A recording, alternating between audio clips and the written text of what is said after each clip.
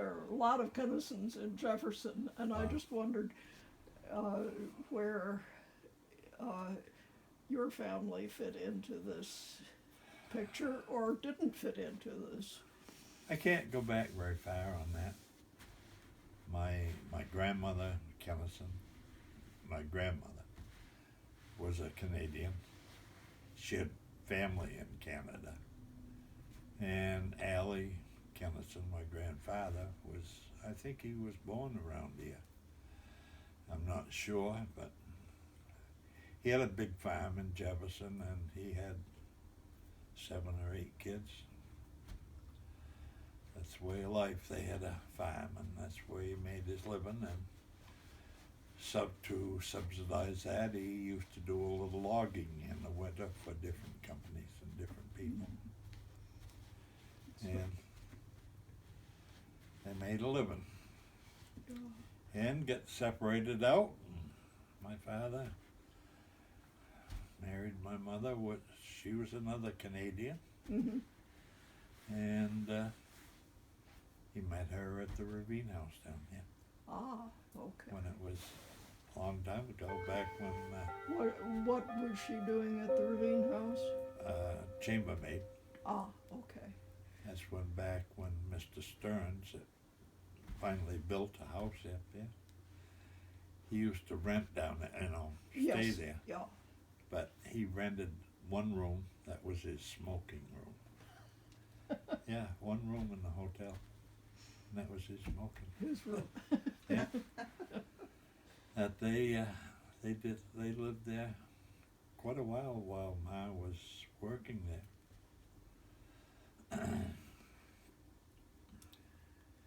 And then it went on. My sisters worked there.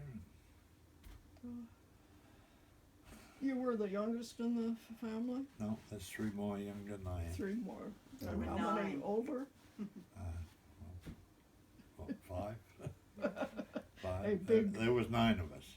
Wow. There's 5. Yeah. There was 9 of us now. Yeah. Was your father the person who worked with Milton Smith? Yes, he up was. on the, I don't mean Milton, what is Mr. Smith. Mr. Smith up on, doing the dairy. Yeah, well, and he cleared a lot of fields up there for Mr. Smith. Yeah. Good. Yeah, Mr. Smith used to tell him that Where were your parents living when you were born? Do you know? in Jefferson. In Jefferson. Yeah. And how did the family come to live here? I got married Yeah.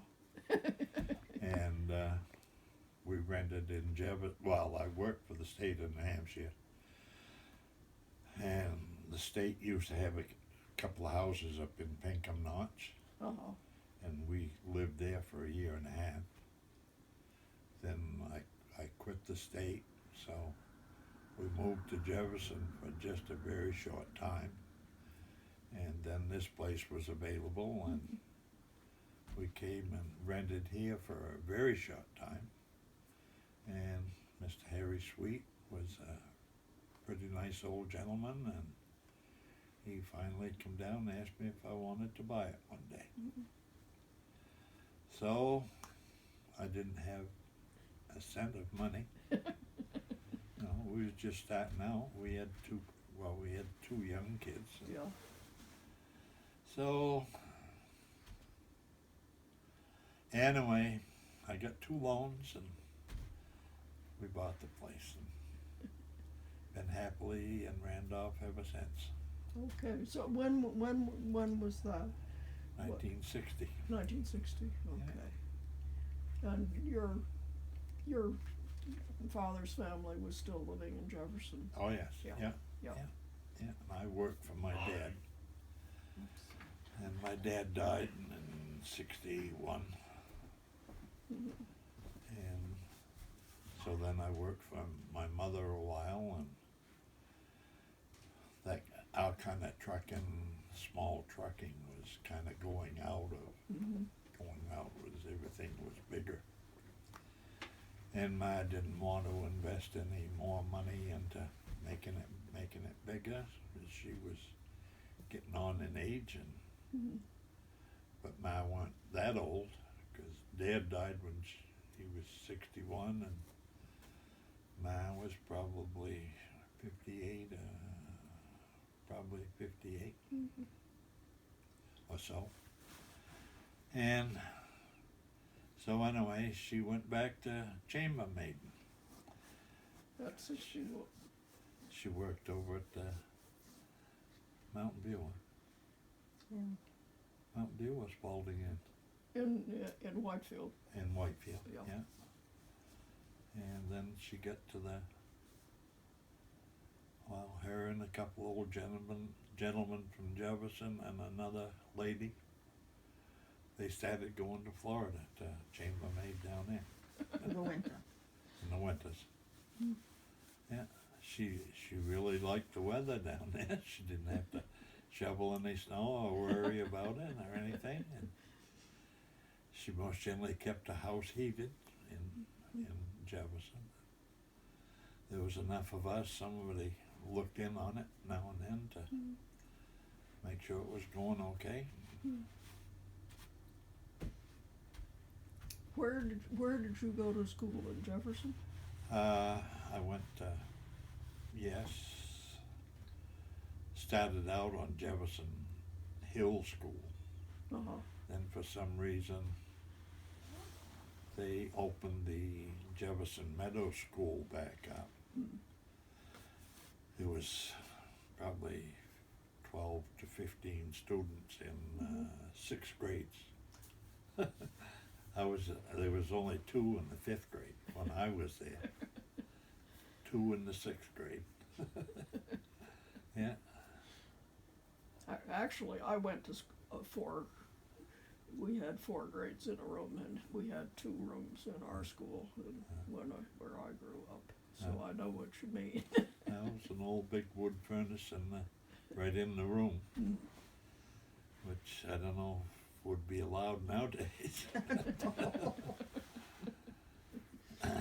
Children could burn themselves on.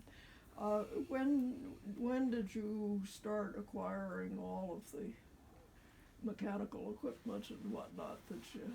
Oh geez, well, I used to use my dad's tractor to mow the field.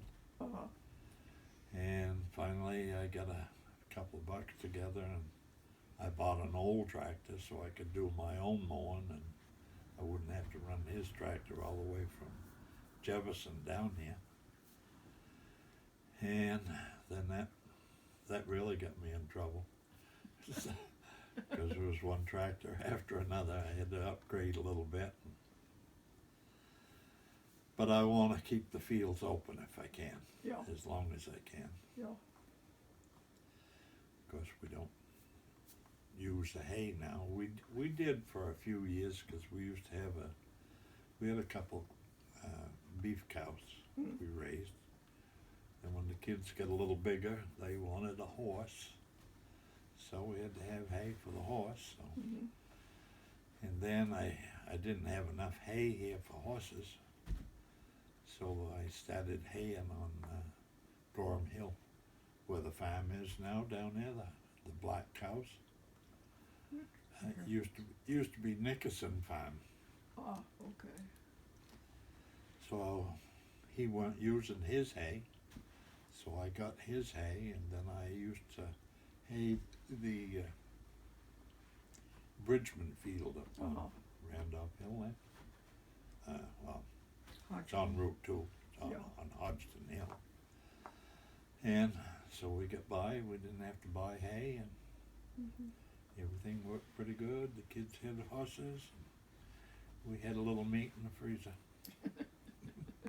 I'm going to test this